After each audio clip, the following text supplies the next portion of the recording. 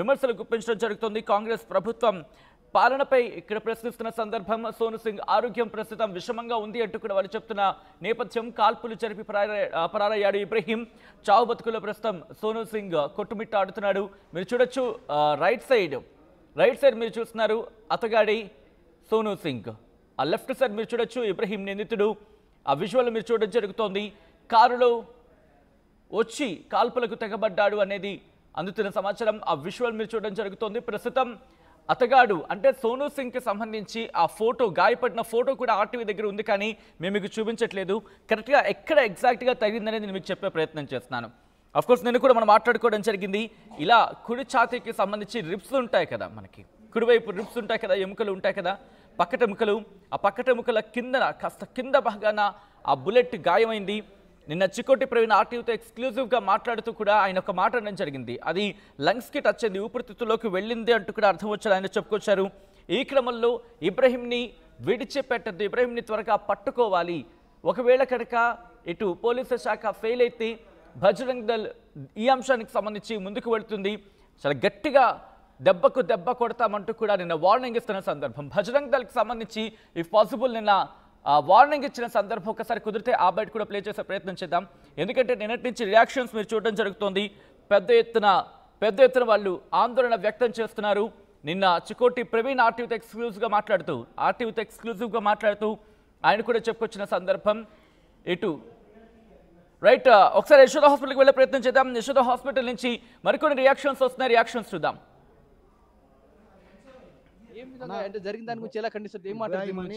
Cows smuggler Ibrahim, Ajju, Hanif, ఇంకా శ్రీనివాస్ యాదవ్ అని మన మనిషి ఒక ఆయన. ఇబ్రాహీం ఏం చేసిండు, హనీఫ్కి చెప్పిండు ఇవాళ రాత్రికి బండ్లు వస్తున్నాయి అని చెప్పి శ్రీనివాస్కి చెప్పి సోనుకి వెళ్ళి రాంపల్లి గట్కేసర్ నుంచి రాంపల్లి పోయేత వల్ల వెళ్ళి హోటల్ కాడికి మేము వస్తామని ప్రీ ప్లాన్ చేసి పిలిపించాం. సోను ఏంది ఇవాళ రాత్రికి బండ్లు వస్తున్నాయి కదా, ఇన్ఫర్మేషన్ ఉంది 10 బండ్లు వస్తున్నాయి అంటే సోను వెళ్ళిండు ఇన్ఫర్మేషన్ కోసం. శ్రీనివాస్ పిలిస్తే వెళ్ళిండు. వెళ్ళంగానే ఆడ ఏమైంది, హనీఫ్ శ్రీనివాస్ మాట్లాడుకున్నావు, హనీఫ్ శ్రీనివాస్ సోను మాట్లాడుకున్నావు బండ్లు వస్తున్నాయి, ఇదే తోవ పోతున్నాయి అని చూపెట్టినావు. అయిపోయినాక మీటింగ్ అయిపోయినాక హోటల్ కాడనే డైరెక్ట్ ఇబ్రాహీం వచ్చి గన్ తీసి సోను గాలవడం జరిగింది. అసలు గుండె మీద కాలుస్తామని చూసుకుని, కానీ గోమాత ఆశీర్వాదంతో సోనుకి రైట్ సైడ్ దాకి బుల్లెట్ లివర్లోకి వెళ్ళి బయటికి వెళ్ళింది.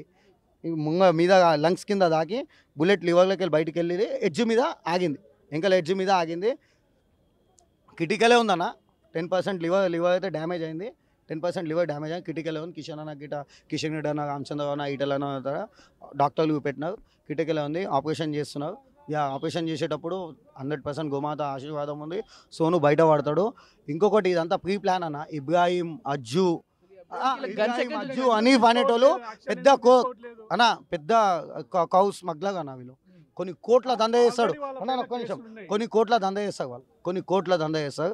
గతంలో పవన్ రెడ్డి అన్న మీద మా మీద కాగ్ మీద అటాక్ అయితే 100 మంది పోయి గట్కేసర్ పోయేస్తే మేము కంప్లైంట్ ఇస్తే పోలీసు వాళ్ళు ఏం చర్య తీసుకోలేదు, ఇప్పుడు దాకా ఏం చర్య తీసుకోలేదు.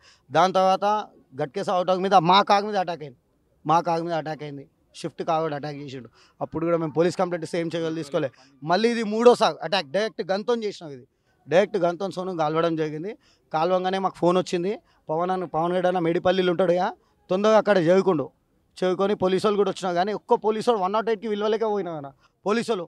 పవన్ రెడ్డి అన్న తన సొంత బండ్ల కాగ్లా వేసుకొని సీకాగ్ హాస్పిటల్ మేడిపల్లికి తెచ్చినాం.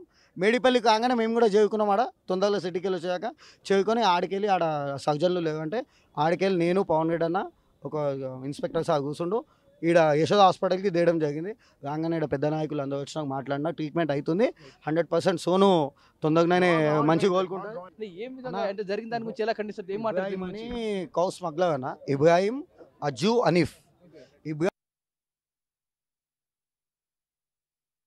కేసర్ పోలీస్ స్టేషన్ పరిధిలో గోసేవ సంబంధించి గోరక్షకులు ఎవరైతే ఉన్నారో వాళ్ళని ఫోన్ చేసి గౌరవపూరితంగా వాళ్ళు పిలిపించుకొని తుపాకీతో గోరక్షకుడి పైన మరి కాల్చడం జరిగింది. చాలా ఈ యొక్క మాఫియా లాగా ఈ స్లాటర్కి సంబంధించినటువంటి హౌజులో పనిచేసేటువంటి వ్యక్తులు కానీ, గోవులను అక్రమంగా ట్రాన్స్పోర్ట్ చేసే వ్యక్తులు కానీ, గోవులకు సంబంధించినటువంటి మరి అనేక ప్రాంతాలలో మరి ఒక గోరక్షకుల మీద దాడులు చేయడము, గోవులను అక్రమంగా రవాణా చేయడము, మాంసాన్ని మరి అక్రమంగా ఇతర ప్రాంతాలకు తరలించడము తెలంగాణలో గత అనేక సంవత్సరాలుగా జరుగుతూ ఉంది. గోరక్షకులు ప్రాణాలకు తెగించి గోవులను రక్షించడం కోసం మరి వాళ్ళు చేస్తున్నటువంటి గోవులను రక్షించేటువంటి కార్యక్రమాన్ని ఈరోజు ఈ రకంగా మరి తుపాకులతో కాల్చే పరిస్థితి కూడా రావడం అంటే ఈ రాష్ట్రంలో శాంతి భద్రతల పరిస్థితి ఏ రకంగా ఉందో అర్థం చేసుకోవచ్చు. పోలీస్ కానిస్టేబుల్ల మీద తుపాకులతో కాల్చి చంపడం, గోరక్షకుల మీద తుపాకులతో కాల్చడము, మరి ఎంత విచక్షణ రహితంగా ఈరోజు ఈ యొక్క మాఫియా పెద్ద మాఫియాగా ఈరోజు హైదరాబాద్ చుట్టుపక్కల తెలంగాణ జిల్లాలో రాజ్యం వెళ్తూ ఉంది.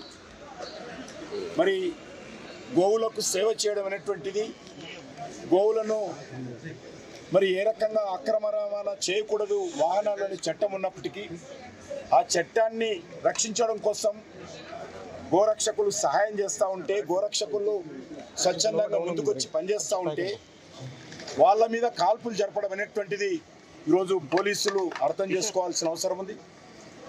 అక్రమంగా గోరక్షకుల మీద కేసులు పెట్టడము, వాళ్ళ వాహనాలు ఈ యొక్క మరి గోవులను అక్రమంగా తీసుకెళ్లేటువంటి మాఫియా ఏదైతున్నదో వాళ్ళ వాహనాలను దాడి చేయడము, తుపాకులు, కత్తులు, చైన్లు చూపించి బెదిరించడము, మరి గోరక్షకుల మీద వాహనాలు తీసుకెళ్లడము, ఈరోజు పరాకాష్ఠగా ఈరోజు తుపాకులతో కాల్చేయడం ఏదైతున్నదో దీన్ని తీవ్రంగా ఖండిస్తున్నాము. ఎట్టి పరిస్థితుల్లో దీనికి సంబంధించినటువంటి ఈ యొక్క మాఫియా ఏదైతే పనిచేస్తూ ఉందో దాన్ని అరికట్టాల్సినటువంటి బాధ్యత ఈరోజు రాష్ట్ర ప్రభుత్వము, పోలీసు అధికారుల మీద ఉంది. ఎప్పటికైనా తెగించడానికి సిద్ధంగా ఉన్నాము. ఈ రకంగా మరి శాంతి భద్రతలు ఈ యొక్క మాఫియా చేతిలోకి తీసుకొని తుపాకులతో కాల్చుతూ ఉంటే పోలీసు అధికారులు గోరక్షకుల మీద, గోసేవకుల మీద కేసులు పెట్టడం, బెదిరించడము మీరు ఎందుకు అడ్డుకుంటున్నారని మరి అనేక రకాలుగా దొంగతనానికి సంబంధించినటువంటి కేసులు